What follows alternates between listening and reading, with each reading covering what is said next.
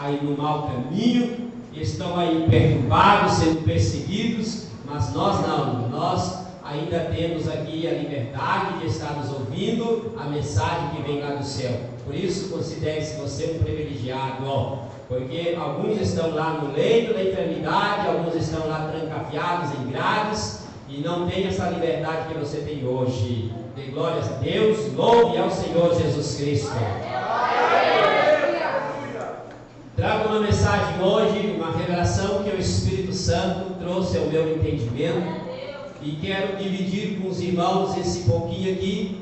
Não sei se você prestou atenção, mas o Espírito Santo já deu alguns toques aqui, usando algumas palavras aqui já ditas, para alertar o que a igreja vai ouvir hoje. Eu não sei se você se ligou, se você prestou atenção, ou se você estava com a tua mente lá fora no mundo. Mas se você está perseverando